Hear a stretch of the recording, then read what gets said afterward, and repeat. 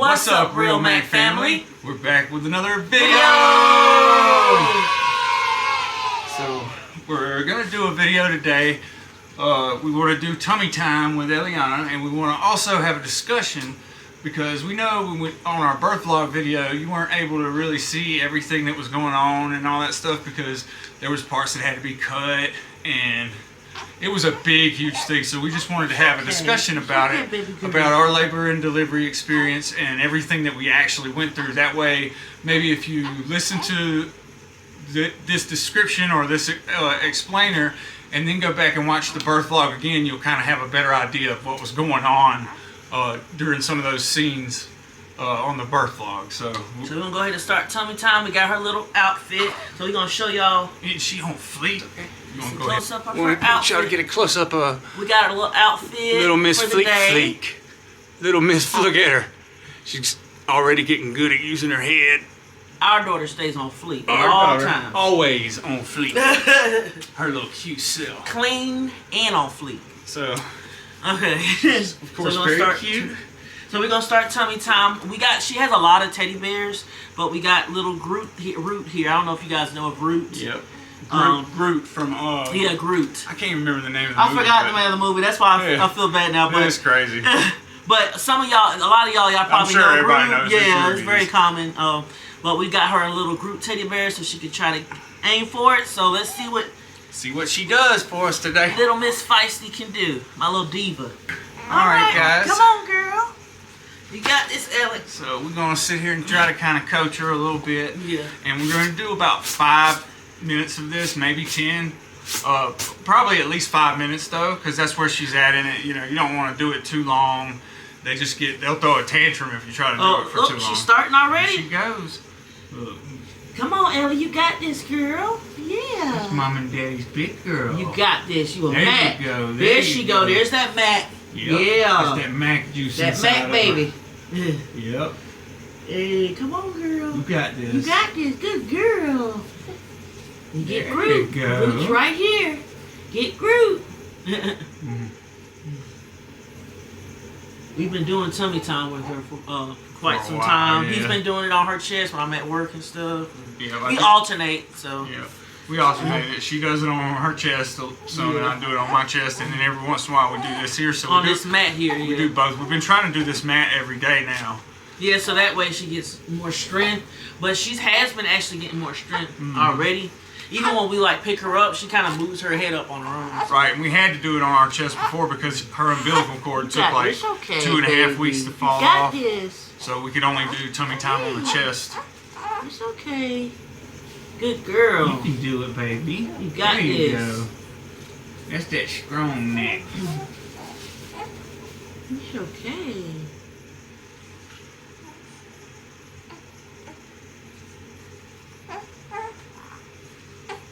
Good girl. Come on, Abby. But let us know down in the comments what you did with your baby, or you know if you know of any other ways techniques for doing tummy time with babies. Just let us know down in the comments for sure. We love those comments. Yeah. And if you think Ellyana is adorable, spam Ellyana is adorable in the comments. Yeah, we would like to see you guys comment. Hey, girl.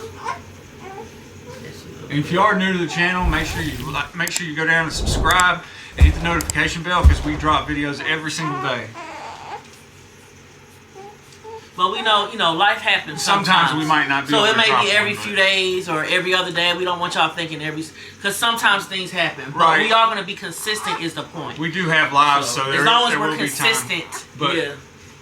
We're trying to drop. Consistent. We're trying to drop every day. So if we can, we will be dropping a video every day. But if we miss a day or two, we'll be back. It just means we had to have some time, just as our family. All right, we're gonna go ahead and wrap this up. She's starting to wrap.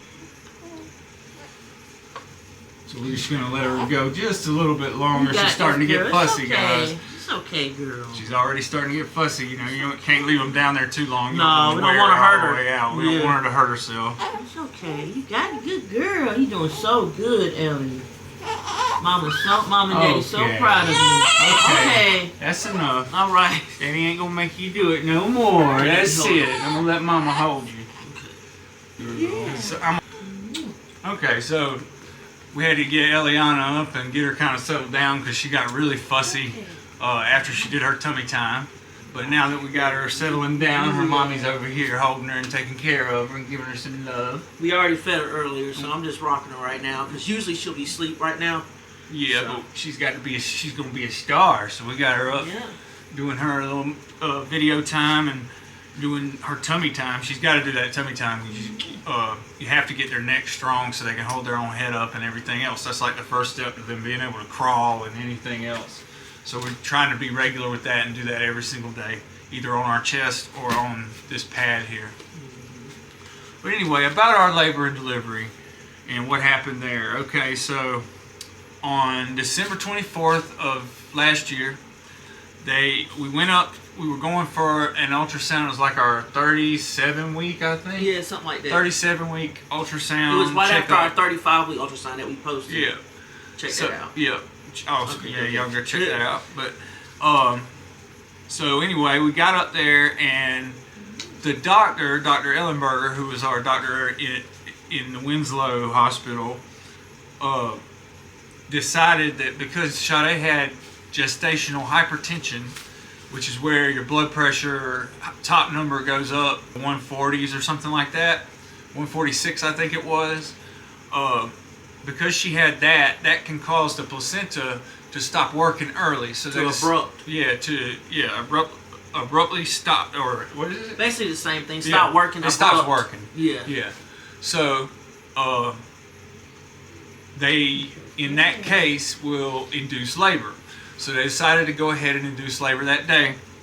And so we went back home and got all our stuff together and we went back up to the hospital and they started giving her contraction medicine immediately and gave her a Foley balloon is what I think it's called. That's what it's called. You know, yeah. Let me know down in the comments if I'm wrong. But it's a balloon that goes into the cervix and they fill it up with water. And what it does over a course of 12 hours, it opens the cervix up to about 4 or 5 centimeters to get you ready for labor. And then they'll give you contraction medicine and everything called Pitocin to cause contractions to come. And it basically just gets your body started. Once the body starts, it does most of the work on its own. But anyway, everything was going good, we thought. They put the balloon in. It did cause Sade quite a bit of discomfort when they put the Foley balloon in because she felt like she had to pee really, really bad. And the nurses kept saying, oh, it just makes you feel like that. It just makes you feel like that. Yeah, it's fine. And it's okay. It's okay. And I'm like, I'm in pain. I'm not okay. No, I feel like I got to pee and my bladder's going to erupt. So anyway, she would go in the bathroom. She couldn't pee. And eventually what ended up happening was her bladder did cut loose and it made her pee all in the bed, and we were like, see, we told y'all about this. But anyway, they didn't really care too much. They weren't very good at the Winslow Hospital. We ended up, okay, so let me move forward with that part. So we ended up at about 10 o'clock at night or so, our doctor came in and told us after she's done, mind you, they've already done a cervical sweep. They done dilated. And the cervical sweep was really painful. Very when they did the cervical check. Oh my God. Yeah, and so she just they did all this and put a balloon in my wife's cervix, and they come in there and she tells us that because of the gestational hypertension, that the anesthesiologist team won't check off on them inducing the labor here, and they wanted to move us. Well, they wanted to move Sade by plane to Phoenix, which is like 4 hours from where we live at.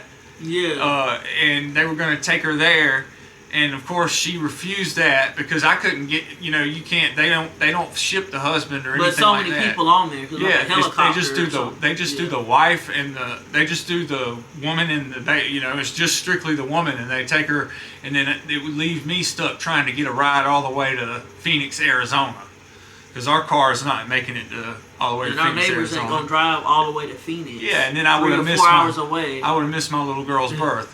So she refused that, and they had to figure something out because that's what they have to do, and so they ended up taking us by ambulance to the Flagstaff Medical Center the next morning. So we got to Flagstaff Medical Center. It was a lot better there. Still wasn't, wasn't the best in the world, but it was a whole lot better than the Winslow Hospital. Had better service. The nurses came in a lot more. They had a doctor and a midwife there. Yeah, the first person we met was the midwife. Yeah. So once we got in there good, they started out just giving her some Pitocin to start contractions to see if they could do it that way, because they had already put a Foley balloon in, and remember, she was real sore from the original Foley balloon. So they were going to see if they could get things going just by giving her contraction meds. Well, that didn't work, and they had to put a Foley balloon in, but before they put the Foley balloon in this time, or did anything else with the cervix, they went ahead and gave her the epidural. So at that point, she got an epidural. She was feeling pretty numb down below, and they were able to go in, put the Foley balloon in. Yeah, I didn't really hear. I felt like pressure the next time they did it, because I just decided, because Kate was the nurse. Like, I like Kate. That was one of the nurses that really me and you really clicked with. And Kate was like, well, this time, before we do the service, let's go ahead and get you on an epidural. And I just wanted to make sure, because I know sometimes when they put the epidural inside you, sometimes it wears off. So I wanted to make sure, okay, if I get the epidural now, can I still get it when it wear off later, when I'm like further along in labor? Right. I wanted to make sure I was going to be straight, because I ain't got time. Right. So all y'all mamas out there that do it natural, kudos to you. But for me, honey, But they did put a catheter into your... That's on y'all. They plug it into one of the, I guess, an artery in your spine or something like that.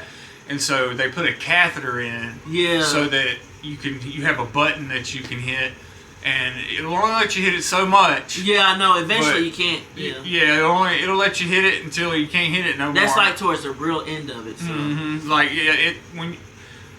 Let's wait. I'll tell you all about it. Okay, Yeah, so at first everything was fine. She got the Foley balloon in there.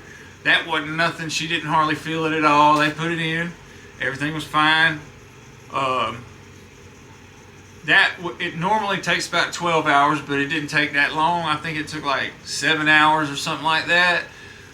Kate, the nurse, was just checking it, and it pulled right out. So that's how they know it basically falls out after it's been in there for so long. So she was at 4.5 centimeters then. So everything starts moving pretty quick. Then they increase the Pitocin dosage, which is the stuff that causes the contractions. And boy, then she started to feel it a little bit again, even with the epidural. Once she started to contract and she got dilated up past about 6 centimeters or something like that, you have breakthrough pain. So she started feeling breakthrough pain and stuff like that, more than just pressure and stuff. And it didn't matter. It really hurt. Yeah. They had to get the epidural doctor back in there. He had to crank up the dosage a little bit, I think. And the epidural experience was terrible. Like, oh, goodness. I still have effects from it now. Like, sometimes, like, I could be working or doing something, and out of nowhere, like, the back of my neck starts hurting, and it goes all the way up my spine to my brain right here.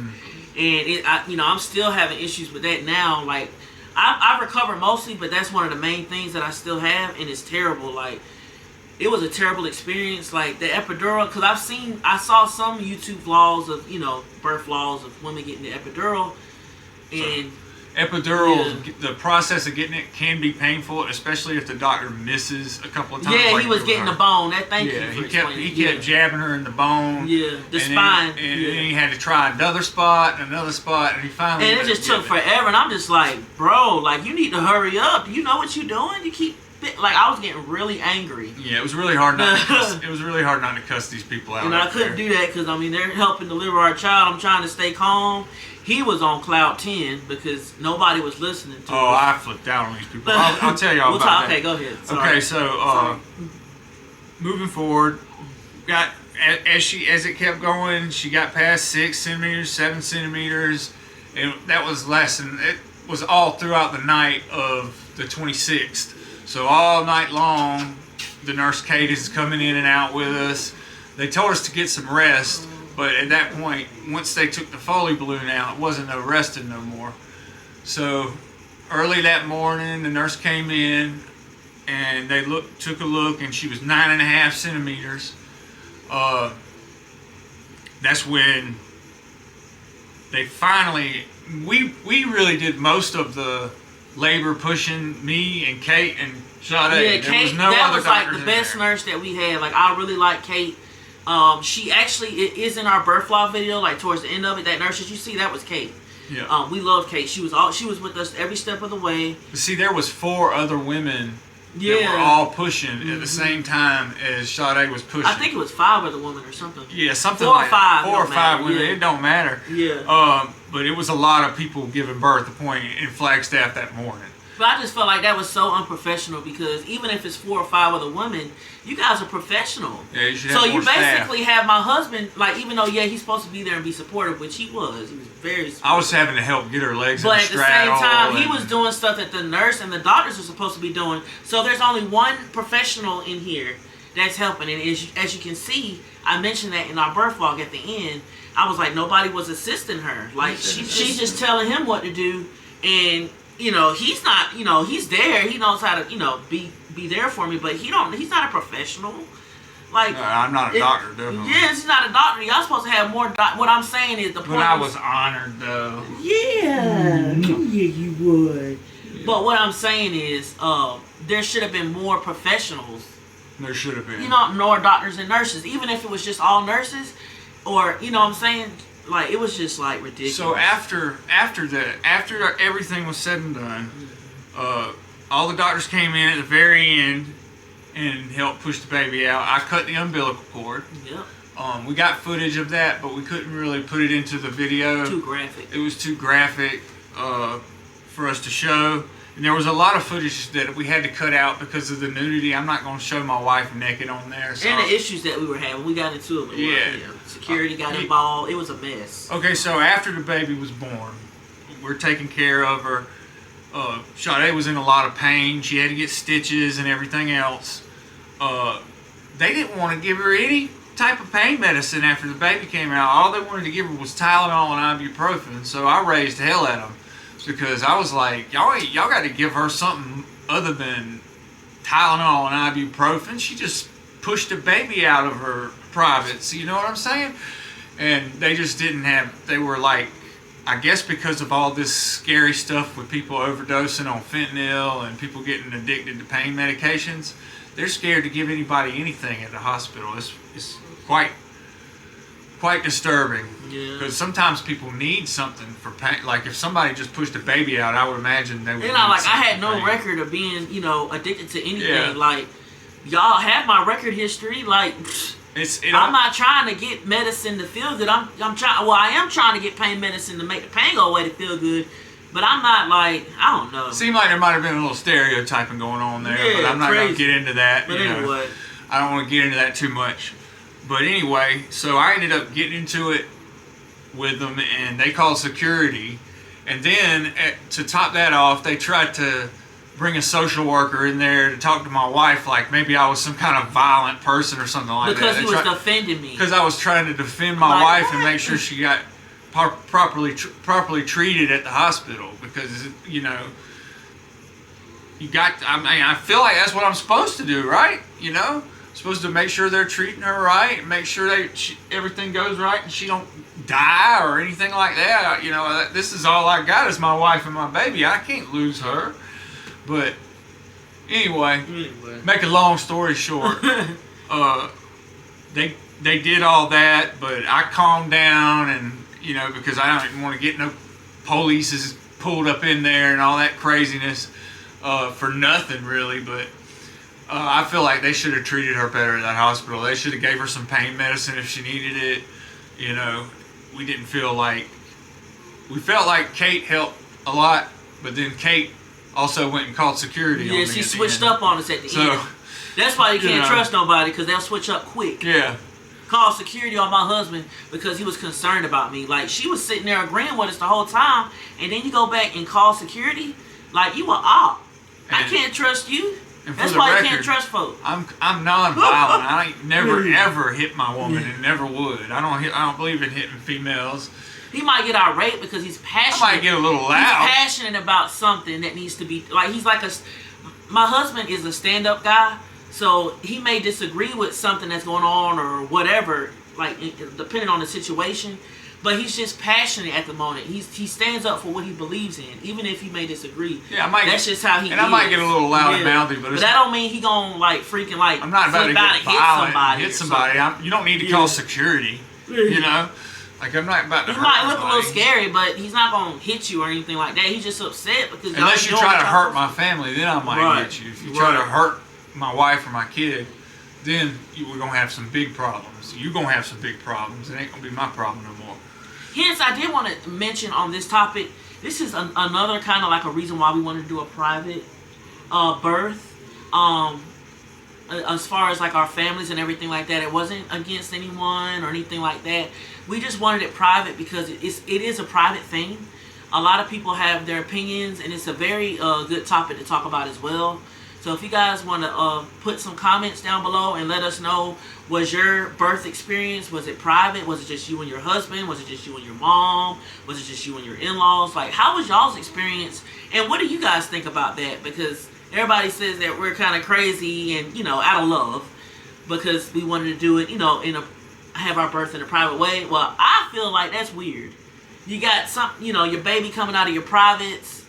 You got everything. Like, nobody wants their family to sit there like around them when all that's happening. Y'all let us know in the comments what y'all think about that. Yeah, we just feel like that was weird. But maybe should you have your whole family in there whenever that's going on, like your mom, and your you're dad, already under stress. You don't need that stress. The bonding is between you and your spouse. I don't think so. I think it's an important thing for you and your spouse to bond and your newborn to go through that experience together, like, not with a bunch of other people there to distract everything. Because I was already stressed out as it is.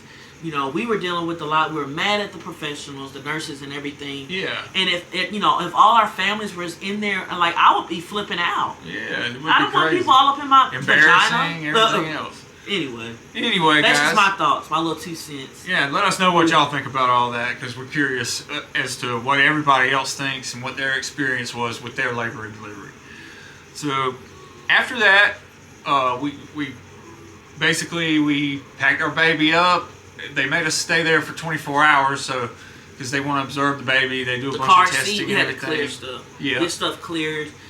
But she passed all her tests. Healthy baby. Yeah, she was very healthy. She was She was born at 8:52 a.m. on December 27th. So this process, it started on December the 24th in the morning. We went to our doctor's appointment, and it didn't end until, well, she was born on the 27th at 8:52 a.m., but we weren't able to leave until the next day about 11 a.m. on the 28th. So we were in 2 different hospitals for 4 or 5 days, a total of 4, I think it was 4 nights, 5 days or something like that. So it was quite a long process for us. We went back home, and we've been home since, and we've been taking care of our little angel. Yep, our baby. Let us know down in the comments what your labor and delivery experience was. And if you guys have any video ideas of what you guys want to see, you know, with the Mack family, you guys want to see any morning routines? You want to see more shorts? More bump bangs? What do you guys want us to talk about? We're new-time parents, so we're getting used to everything, but we are back on the grind, so make sure you go down, subscribe, and hit that bell so you get notified of all our new content. We post videos almost every day. Stay tuned in. Peace. We're going to let Ellyana say bye real quick, you guys. Give Ellyana a kick here. An air kiss. Yeah, how could I forget? Say bye, baby girl. Bye-bye. Yeah. Let me get her little hands. Bye-bye.